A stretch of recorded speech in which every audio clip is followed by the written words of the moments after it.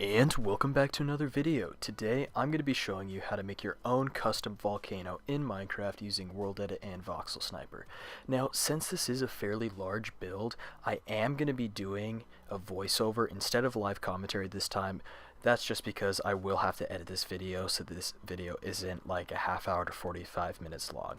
So we are going to start out by using the /b over d1 brush command with /b15 and /v stone. So what that's doing is it's setting our brush command to an overlay of stone with a depth of 1 and a brush size of 5. So that allows us to just spam our gunpowder in one centralized area to just get a massive cone shape, and we are going to be using this as just the bare bone structure of the volcano. So once we get just a very dominant cone shape, we actually start to raise up the edges a little bit to just get a wide flat area on the very top of the volcano. This is going to be used as the area where the lava is flowing out of later. So now that we've done this, it's good to just fly around really quickly and just see that the shape is overall what you're going for. And then we're going to lower the brush size to 10 just so we can add a little bit more height to the build while maintaining that overall cone shape by decreasing the brush size. So once we've done this, I'm going to start just kind of evening out the cone shape as a whole. And then we're going to start branching out to really add a little bit more just overall size to the volcano itself. So the technique to do this is to start about midway to 3/4 of the way up the side of the volcano and slowly pull it down. Now this avoids any weird overlays just messing up and just gives it a nice sloping feel to the volcano. This is just what I found to be the best, and the smaller the brush size the better. This decreases just the circular look to a lot of the edges of the volcano, but the lower the brush size you go, the more time this build will take as a whole. Now, once you do that around the whole build, you should get something that ends up looking something like this. Now, this is a fairly steep build. If yours is a little just flatter and slowly slopes up to the top of the peak, that's okay. It's really all in the style and what just overall feel you're going for. Now, once we go around and just check and make sure everything's looking the way we want to, we're going to go to the top of the build itself and just world edit in a cylinder of air that encompasses all the blocks on top of that little ledge we made to place the lava in the long run. So that's just a really easy trick to use if you don't want to be super careful with your Voxel Sniper brushes. You could just use world edit to chop the top off of the peak and just get that perfect flat surface that we're going for. And here what we're doing is we're actually going to be branching out 2 legs from that top peak of the mountain, and what this is doing is it's creating a channel that we can use to have the lava flow down from. So we built one on the left, now we're just branching out the one on the right, and then we're actually going to end up putting a third one in between the two so that we can have the 2 streams of lava flowing down from that central core of the volcano. So you see, we just start out with a big brush size as we usually do, and then slowly move down to a lower brush size. And I think now we're just working on making it just more predominant, because you really want it to feel like the lava is flowing in a natural way, not just spreading out and oozing all over the volcano side. You do want it to just feel intentional while still remaining organic. And once we start working on that just center leg, it's really important to make this just really exaggerated, because you just need it to just really just spike up from the in between of the 2 lava flows, just because that's just going to give your build a lot more character in the long run if you just make it a lot bigger. And this might look a little less natural than you would think, but trust me, it makes the build look a lot better as a whole once everything's all said and done. And now what we're doing here is we're actually just bringing up a little wall around that top part of the volcano, and this is just creating that crater that all volcanoes have. In the center of this is where we're going to have the lava flowing down the front face of the volcano. You'll see that I'm leaving that front face open. This is very important so that we have somewhere for the lava to go. And as we bring this up higher and higher, I am trying to be a little bit more intentional about where I'm putting the brush, just so that it doesn't look too uneven while still maintaining that little bit of rugged look, because it was just blown off by a volcano after all. And we're just going to put in a couple more overlays in this center of the volcano core here, just to make it more flat, because that's the desired outcome that we're going for here. Now I'm just going to start working on that third prong again, just using the overlay tool and just branching up a little bit above that central volcano crater so it really looks like we're pushing the lava down two paths. And you'll see that that is just really just predominant, just really jutting out from the edge there. That's what we're going for there. I'm just kind of touching up the two legs on the side just to make sure that they just kind of batch that little one in intensity.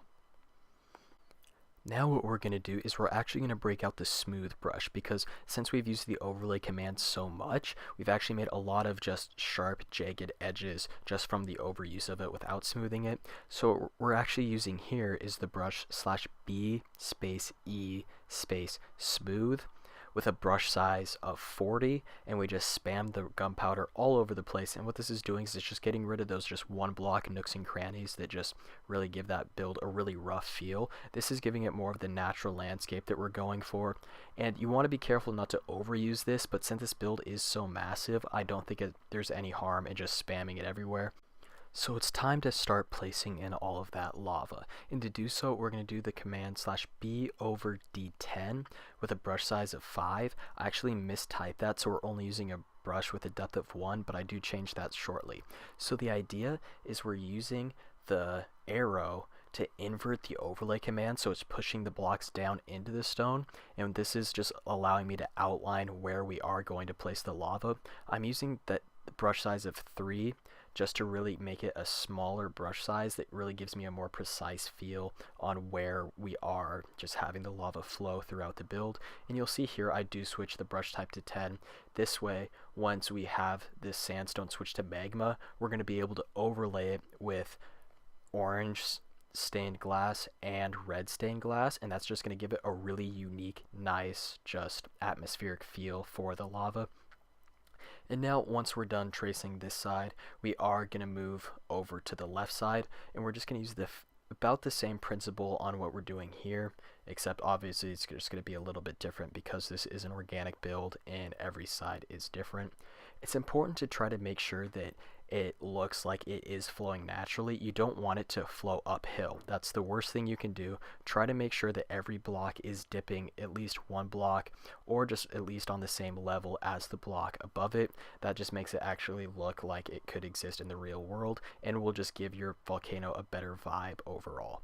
So now I'm just kind of looking over the thing. I think it looks really good. I am just touching up a little bit of the edges. I really recommend with a build of this size and this grandeur, you do just go over the nitpicky details and make sure everything looks exactly the way you want it to before you move on, because you are putting a lot of effort into this build and you want it to look good when it's all said and done.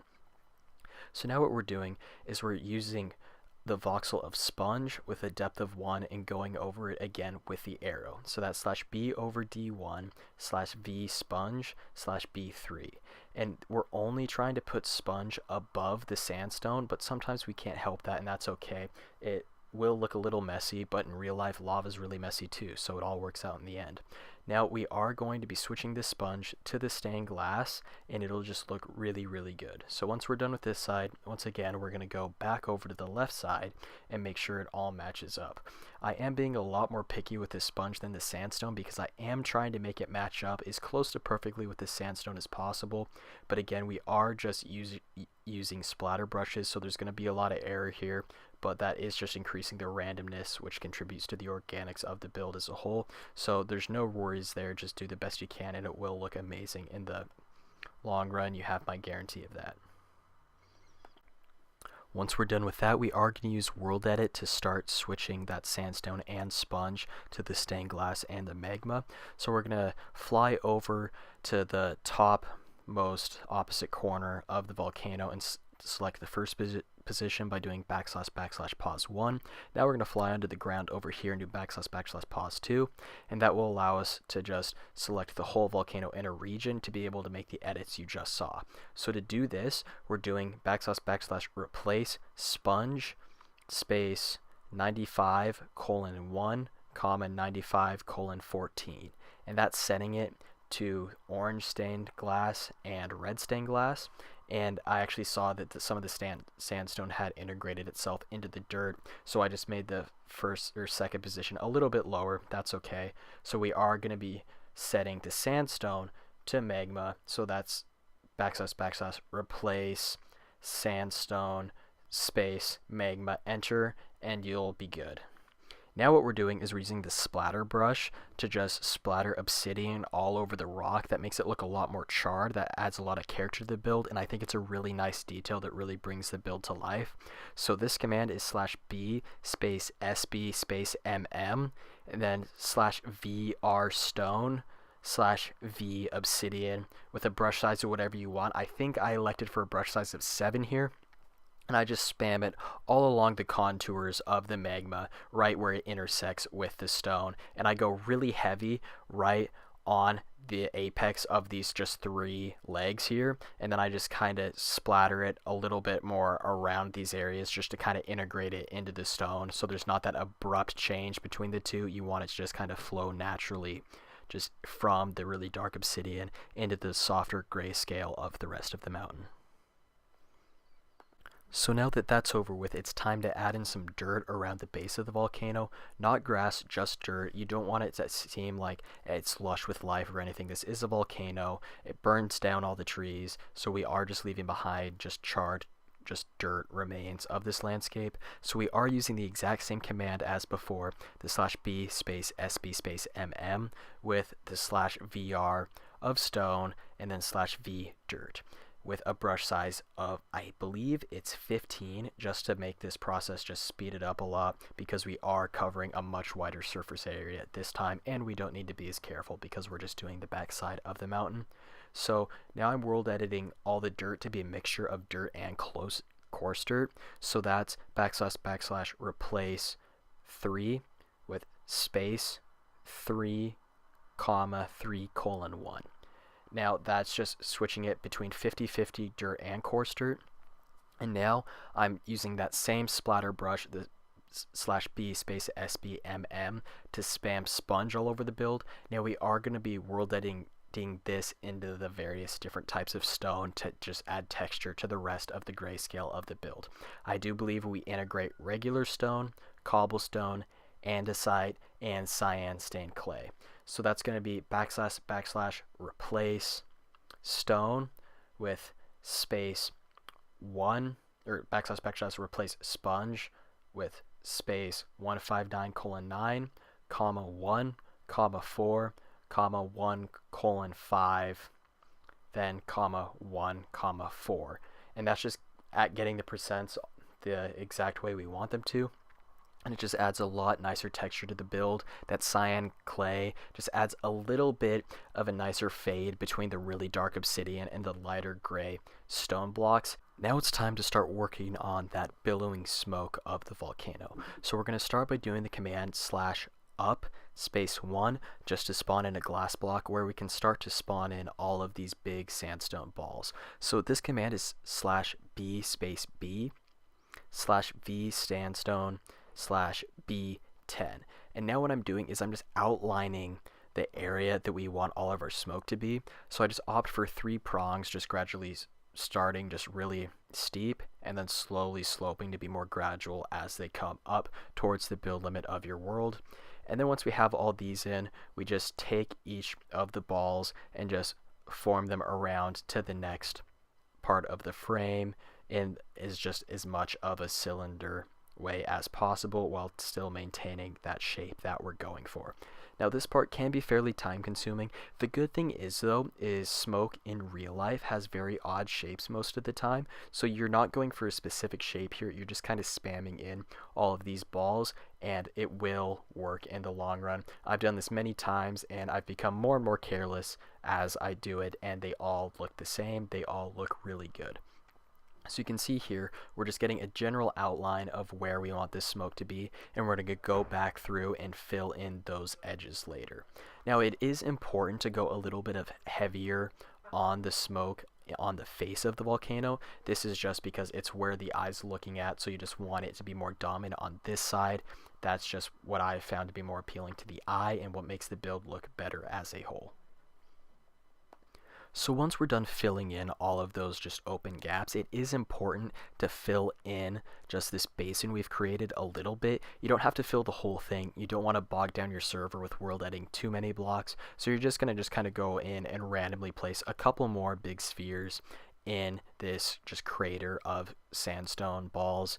And then once we've done this, we are going to select a region that encompasses all of the sandstone and edit it to the stained glass of light gray and dark gray. So you see me setting the first position up here, then we fly down directly to the bottom opposite corner of where we just were, and we do \\, pause 2 to set the second position, and then we are going to run the replace command, \\, replace space sandstone space 95:7, 95:8, then comma 0, 0, 0, 0. All those zeros are just adding in extra air blocks to just give the smoke a little bit more airy feeling. You don't want your smoke to be solid because it is a gas, and by adding in those extra air blocks, it just makes it look more like smoke does in real life. Now this is a fairly big world edit, so it may take your server a couple seconds, maybe even a minute, to have it all spawn in. Thankfully my server can handle it, and I do really like the way this turned out. The only thing I want to edit here is the shape at the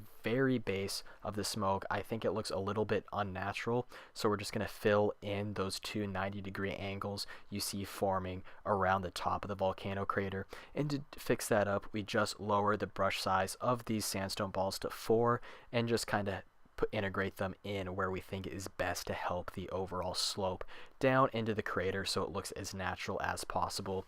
And once we're done with this, we run the same command just to switch them all to gray sandstone and light gray sandstone. And once you're done with that step, your volcano is finished. Now all you have to do is set it to night to really give that eerie atmospheric effect of that magma. It's going to look really cool in the dark. That's why I've set it to nighttime here, just so you can see how cool this thing looks at night. It is a little bit harder to see the details, but the grandeur, the atmosphere, and just the magnitude of this build really come out, and I think it is really fun to look at. This is one of my favorite things to build in Minecraft because, I mean, it's a volcano. Come on, like, who wouldn't want to build that? And I hope that this tutorial has helped you see all the steps it takes to build a volcano. I know that I am going fairly fast just because this is such a big build and I'm trying to squeeze it into one video. If you have any questions, please leave them in the comments below. I will respond to every comment with my best answer, and maybe if I feel like one thing deserves its own video on that topic, I will go through and make sure that it is completely explained. So without further ado, that is all I wanted to cover in this video, and as always, thank you all for watching. I will see you in the next video.